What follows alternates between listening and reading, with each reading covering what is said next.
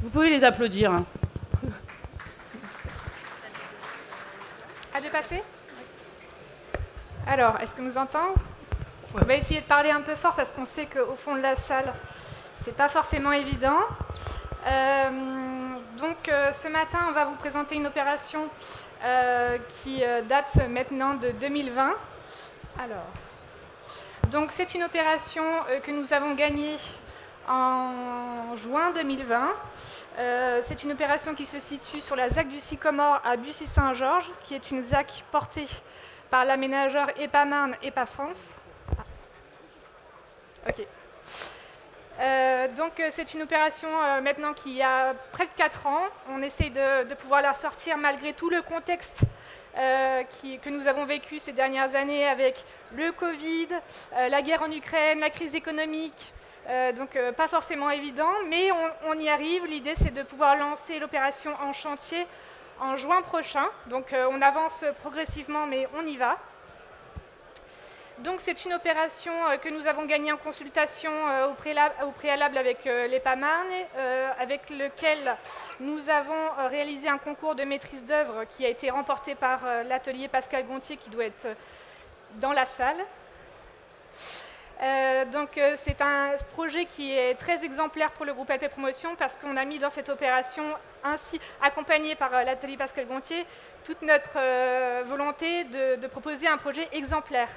Nous sommes sur une opération de 73 logements collectifs, intermédiaires et individuels, donc avec des plots divers et variés, deux plots de logements collectifs dans les angles, même si on n'est pas dans le bon sens, mais 2 plots de logements intermédiaires et 7 maisons individuelles sous forme de maisons de ville avec jardin. Alors, c'est une opération, comme je le disais, qui est une opération plus qu'exemplaire, notamment pour la taille de l'opération. Nous sommes sur une opération de 73 logements à l'accession initialement. Ça a évolué un petit peu avec le contexte économique. Mais nous sommes particulièrement attentifs sur la commercialisation de l'opération et l'impact que les risques de la commercialisation peuvent avoir sur cette opération. Pourquoi? Parce qu'en fait, sur cette opération, nous sommes en performance RE 2020 moins 10%. À l'époque, en 2020, on n'était toujours pas sur cette réglementation, donc c'était déjà une ambition de base. 4 ans après, nous sommes toujours sur cet objectif, même si forcément les exigences évoluent au fur et à mesure des années. Nous sommes en matériaux biosourcés niveau 2, avec une ossature bois. Nous avons des planchers en bois, des balcons en bois autoportants et des façades également en bois. On peut voir notamment sur l'image, qui est une image de l'atelier Pascal Gontier qui a été réalisée lors du concours, justement cette structure bois extérieur pour les balcons. Nous avons l'ensemble des menuiseries qui sont en bois, des volets pliants coulissants en bois. Et grande particularité de l'opération, nous avons des refends en briques de terre crue, en remplissage apparent dans les logements. Donc ça, c'est vraiment un sujet qui nous tient à cœur puisque LP Promotion a fait une prise de participation chez Briques Techniques Concept en 2021 pour essayer d'industrialiser la filière de la brique de terre crue. Pour nous, ça sera vraiment un projet observatoire de l'intégration de la brique de terre crue en Île-de-France. On a beaucoup d'enjeux sur ce matériau avec des grandes capacités thermiques, hygrométriques, d'assainissement de la qualité de l'air, mais aussi en termes d'ambiance. Donc on est sur un sujet fort. Sur l'ensemble de l'opération, on est raccordé au réseau de chaleur de la ZAC et nous avons des pompes à chaleur pour les maisons individuelles. En matière de biodiversité, on a poussé quand même pas mal le curseur. Sur cette opération, en fait, on avait 2 labels qu'on a proposés en plus de ce qui était imposé par l'aménageur. On avait le label EFI Nature et le label intérieur, dont Janice vous développera un peu le sujet tout à l'heure. Donc nous sommes, pour pouvoir répondre à cet enjeu de biodiversité, notamment du label EFI Nature, nous sommes sur 30% de pleine terre à l'échelle de l'opération. Nous avons une grande partie des toitures qui sont végétalisées. On a un jardin potager qui sera animé par un partenaire spécialisé qui vient apporter un espace de convivialité, une sente piétonne qui sera végétalisée, un coefficient de bot-up de 0,3, là il y a une petite erreur, c'est pas 0,53 mais c'est 0,3, et tout un système de récupération des eaux pluviales qui sera mis en place sur cette opération. En matière de label, nous sommes aussi en NF Habitat HQE très performant, il me semble. Et nous mettons en œuvre le label intérieur qui est également pour nous une nouveauté dans nos opérations exemplaires. On a mis des petites illustrations qui avaient été faites par l'agence au moment du concours pour venir un petit peu animer, mais ça permet de voir un petit peu la qualité des espaces que proposeront les logements sur l'opération. Et je vais laisser la parole à Janice. Tu zappes là ? Yes. Alors, bonjour à tous. Donc, je viens vous parler du label intérieur, qui est un label de valorisation de la qualité de l'air intérieur dans la construction neuve. Je vous ai mis quelques chiffres clés pour que vous vous rendiez compte un petit peu de l'importance du sujet de la qualité de l'air intérieur. En fait, on n'y fait pas trop attention parce que l'air, c'est pas visible, c'est gratuit, c'est insaisissable, c'est bien souvent inodore. Donc on a un petit peu tendance à l'oublier. On fait tous maintenant très attention à ce qu'on mange, très attention à ce qu'on boit, mais très peu à ce qu'on respire, alors que l'air est extrêmement fragile. Donc il y a encore beaucoup de travaux à mener sur le sujet de la qualité de l'air intérieur. Il faut savoir quand même qu'on a eu une succession de RT qui ont demandé toujours plus de performance énergétique, c'était important, mais qui a demandé du coup beaucoup plus d'étanchéité à l'air sans pour autant faire un point sur la ventilation, qui a une réglementation assez obsolète et qui très souvent est défaillante au moment de la réception d'un bâtiment. Donc nous, à travers le label, on propose une solution face à cet enjeu. On a essayé de construire un label qui se veut assez simple et pragmatique. Le but, c'est de limiter les sources de pollution intérieure et d'évacuer au mieux la pollution intérieure avec la ventilation et l'aération. On a aussi mis une grande part de notre label sur la sensibilisation des différents intervenants pour faire en sorte de mieux faire ensemble, de faire monter en compétence tout le monde. Alors, comment ça s'organise ? L'opération qui est labellisée s'appelle SECO, elle est portée par la maîtrise d'ouvrage qui est ici présente, LP Promotion. Il y a aussi l'organisme de labellisation que je représente aujourd'hui, qui est Imolab, du coup qui est détenteur de la marque intérieure. Et enfin, il y a l'AMO Intérieur. L'AMO Intérieur, c'est un partenaire d'Imolab qui est engagé dans un processus d'agrément et qui va accompagner le maître d'ouvrage durant tout le cycle de vie du bâtiment jusqu'à la réception et même un petit peu au-delà. L'AMO Intérieur qui est accompagné sur le projet, c'est le bureau d'études ECOIA à travers Mathieu Texier. Alors, ça, c'est les 4 thématiques techniques du référentiel. On a un thème transversal qui se veut être la sensibilisation des différents intervenants. Ensuite, on a un thème qui en découle, qui est l'intégration du bâtiment dans son environnement immédiat. Et enfin, 2 thèmes techniques, un qui fait un focus sur les équipements, produits et matériaux de construction, et un qui fait un focus sur la ventilation. Donc, qu'est-ce qu'on va faire concrètement sur le projet ? Donc, le thème 1, le but, c'est vraiment de susciter une prise de conscience collective de l'importance de prendre en compte le sujet de la qualité de l'air intérieur. Donc on sensibilise absolument tout le monde, le maître d'ouvrage, l'architecte, les entreprises de travaux, les futurs occupants et le futur gestionnaire. Donc qu'est-ce qui a été fait à ce jour ? On en est encore à la phase conception du projet. Donc l'AMO Intérieur a provoqué une réunion auprès de toute l'équipe de conception pour rappeler toutes les exigences du label intérieur qui vont s'imposer sur le projet.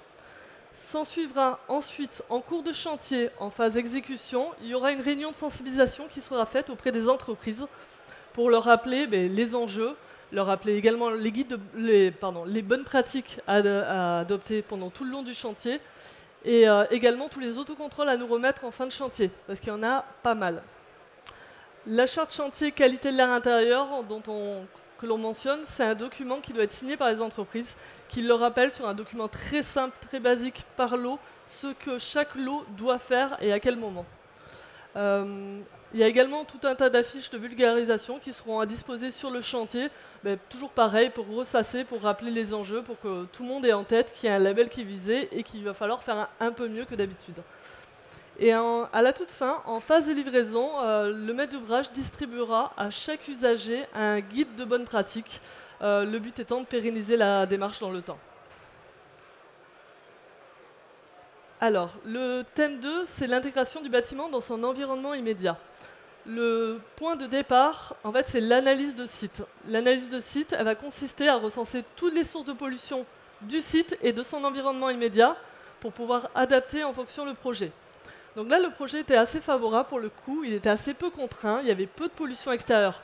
Pas de trafic routier intense, pas de parcelles agricoles avec épandage de pesticides, pas de sol pollué, enfin, c'était assez favorable pour le coup.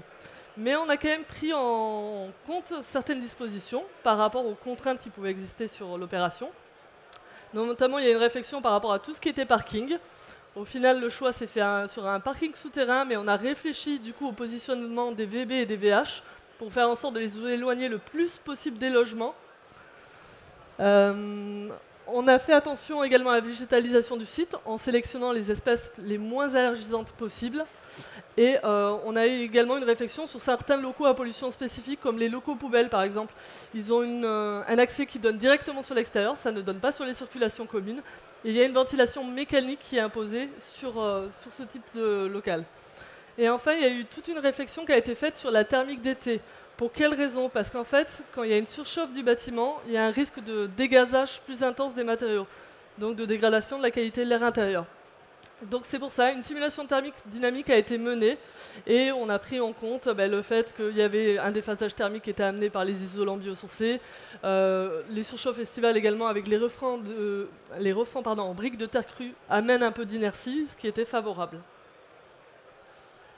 Dans le thème 3, c'est assez simple, on va dire. On fait un gros focus sur tout ce qui est étiquetage des matériaux pour qu'ils émettent le moins possible. LP Promotion est allée encore plus loin que ce que nous demandions en incluant également de la peinture biosourcée qui est très peu émissive, faite à base d'algues. Dans ce thème, il y a également la mesure des polluants en toute fin de chantier qui est rendue obligatoire pour chaque opération labellisée. On mesure un peu tout type de polluants, des polluants physiques avec les particules fines, polluants biologiques avec des moisissures. Ça, c'est un vrai plus, on va dire, de notre protocole, parce que notre expérience chantier nous avait montré qu'il y avait vraiment très souvent développement de moisissures en cours de chantier.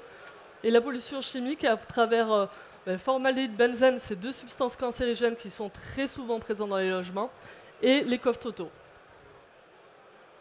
Et enfin, le dernier thème fait un gros focus sur la ventilation. Donc pareil, on prévoit dès la conception que soient faits des plans CVC. Le but étant de se rendre compte du niveau d'accessibilité du réseau et de vérifier qu'il est le moins tortueux possible.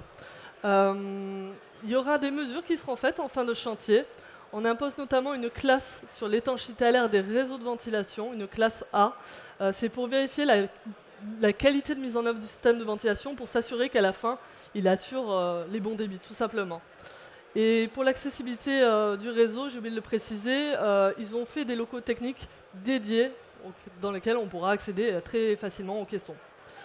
Et ils ont également fait le choix de renforcer un peu l'étanchéité à l'air du bâtiment. Le but étant de faire en sorte que l'air ne s'infiltre pas par des défauts et se charge en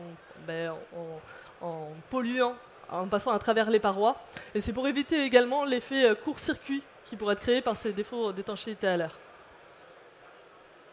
Alors comment ça se passe le processus de labellisation? Vous l'avez sur la frise. Là on en est à mi-parcours, on en est à la phase conception.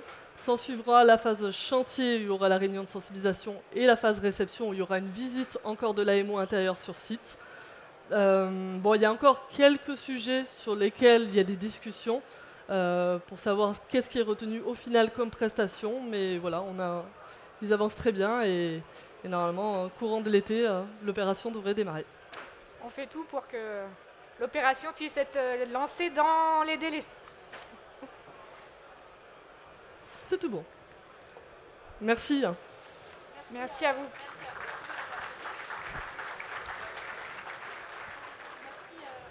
Merci beaucoup. Écoutez, je propose d'avoir quelques questions peut-être dans la salle. Oui, monsieur. Alors, levez-vous. Une petite demoiselle va vous apporter un micro. Merci beaucoup. Bonjour, Louis Hautevard de la société Isoemp. Donc, on est producteur de blocs de béton de chanvre sec. Justement, vous parlez de matériaux biosourcés, de confort d'été, de déphasage, d'inertie. Aujourd'hui, quels sont les matériaux que vous utilisez dans ce programme? Et est-ce que le béton de chanvre a été une option que vous avez mise sur la table à un moment donné? Merci. Alors, oui. L'aménageur demandait à ce que 70% de la structure de l'opération soit en bois. Donc ça, on avait répondu, nous, sur le sujet, pas de souci. Quand on a fait le concours de maîtrise d'œuvre, l'atelier Pascal Gontier avait proposé du béton de chanvre en isolation, je crois, et a ajouté effectivement la brique de terre crue en mur refend, ce qui correspondait pour le deuxième matériau à un souhait de notre part aussi de vouloir pousser la BTC, parce qu'on a un enjeu, nous, de pousser le matériau dans son industrialisation. Ce qui a été compliqué, c'est qu'en fait, entre le moment où on gagne la consultation, nous, en juin 2020, et le moment où on réalise le concours de maîtrise d'œuvre, il y a 1 an qui s'est passé, et en fait, le Covid passe par là, le coût des matériaux augmente, et nous, on a dû faire des choix. Je sais que ça n'a pas été très bien pris par l'architecte, parce que c'est souvent le mauvais rôle du promoteur, mais si on veut que l'opération sorte, il faut bien trouver une stabilité. Donc on n'a pas pu garder le béton de chanvre en isolation, par contre, la BTC en refend a été préservée. Merci beaucoup. Peut-être une autre question, si vous voulez. Je propose aussi que les architectes se lèvent, parce que voilà, on essaye d'avoir tout le monde sur scène, mais c'est vrai que c'est compliqué. Donc voilà, madame qui travaille avec vous. Est-ce que vous avez éventuellement une autre question pour nos intervenantes? Non? Écoutez, merci beaucoup. Je propose de les applaudir encore une nouvelle fois. Merci.